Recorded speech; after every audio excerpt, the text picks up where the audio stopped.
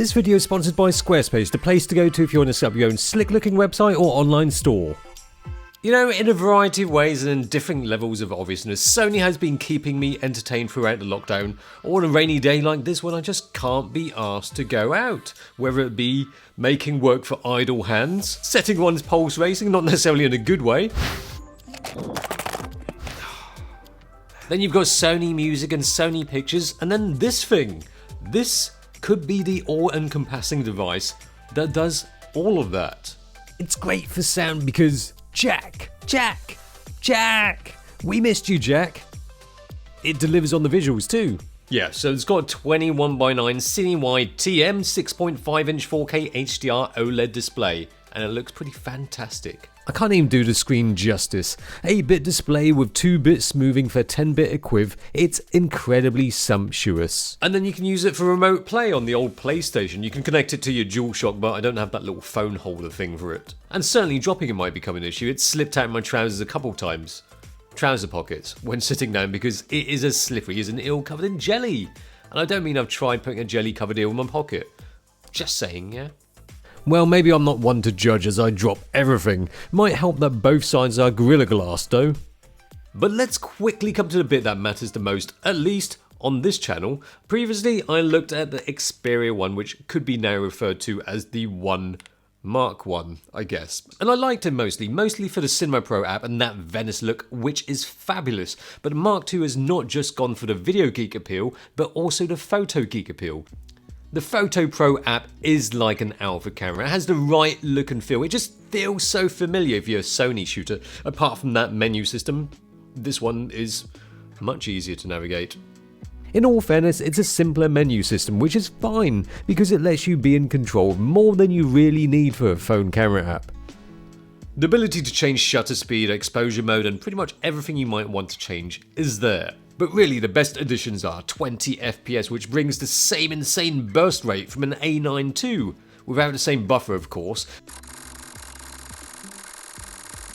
But also you get face and eye detection. You switch to face detection by going to this menu right here. And then the eye detection, let me try and work this out. Okay. Do this backwards now. That's a lot of eye action. Let me try and...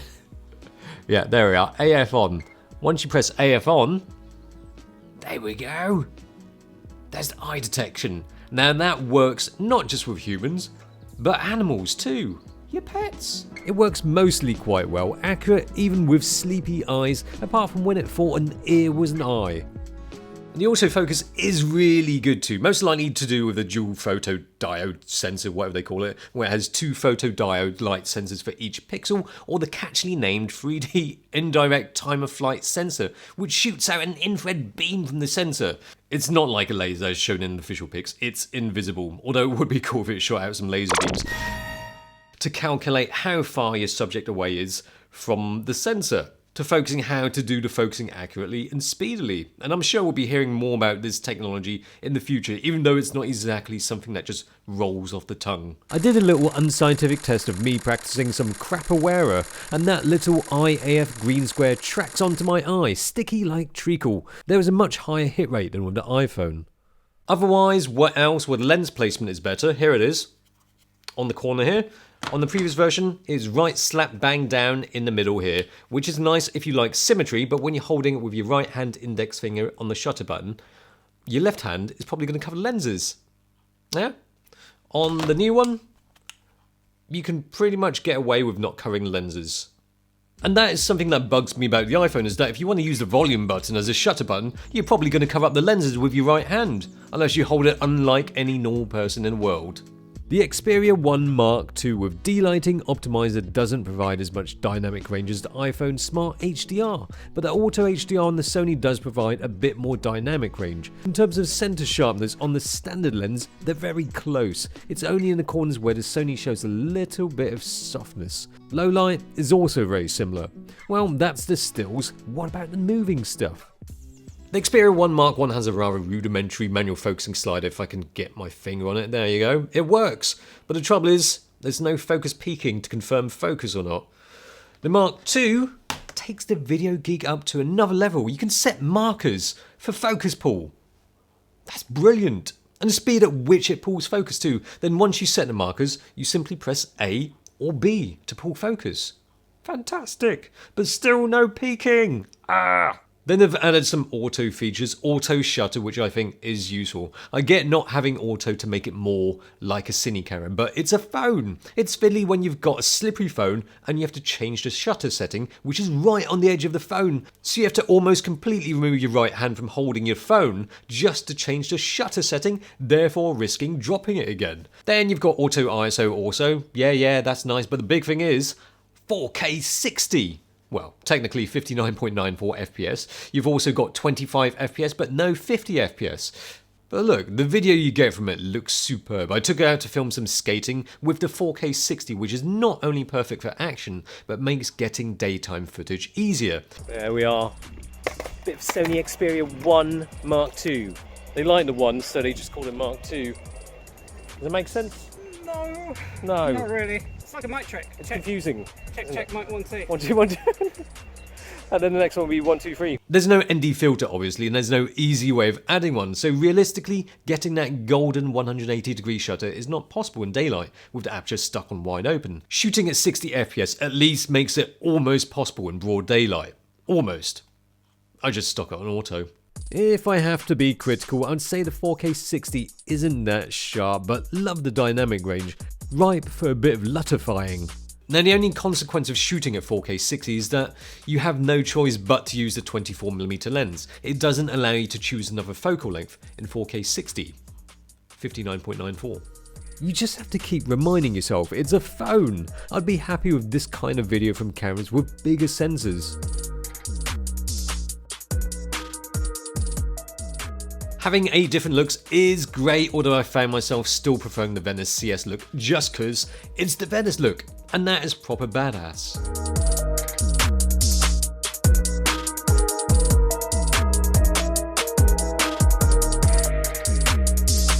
Whoops. Opening YouTube. No, stop! I'm already on the YouTubes over there. Anything else to complain about? Well, once you choose your project, you can't change frame rates unless you start a new project, but I guess you just have to treat it like having to go through your Sony menu on your Alpha camera to change frame rates. Same kind of fiddliness. What else? The record button sound. I don't know why they made the sound of the start and the stop exactly the same. It's confusing when used to Sony cameras having a different sound for start and stop. What's worse is that sometimes you have to check the colour of the timecode just to see if you're recording, because it can be hard, on first glance, that's an email, to see if you're recording or not. Start. Stop.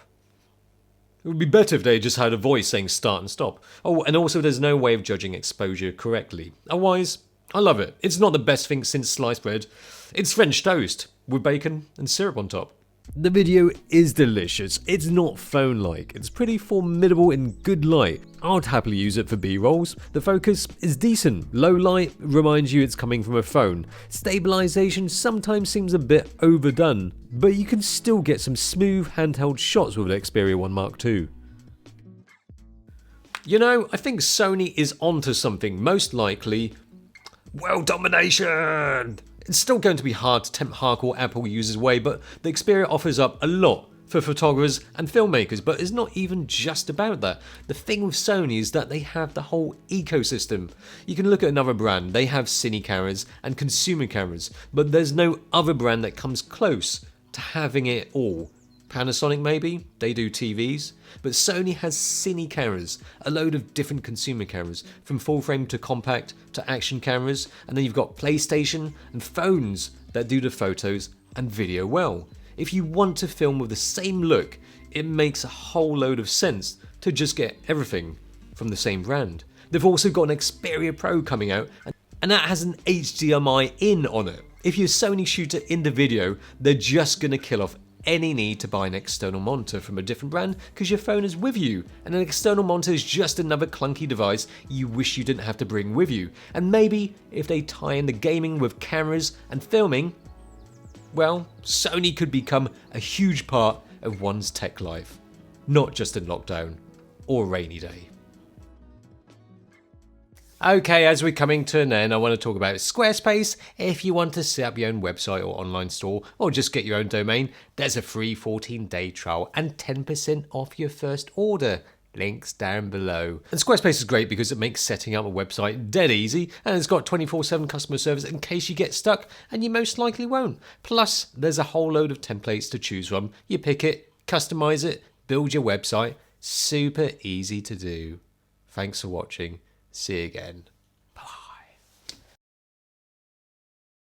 And that has an HDMI. And that has an HDMI. Oh, and that has an HDMI. And that has an HDMI in on it. And that has an HDMI in on it. Why is it so fucking hard to say? And that has an HDMI in on it. And that has an HDMI. Oh, for fuck's sake. And that has got an HDMI in on it. Amazing. And that has an HDMI in on it.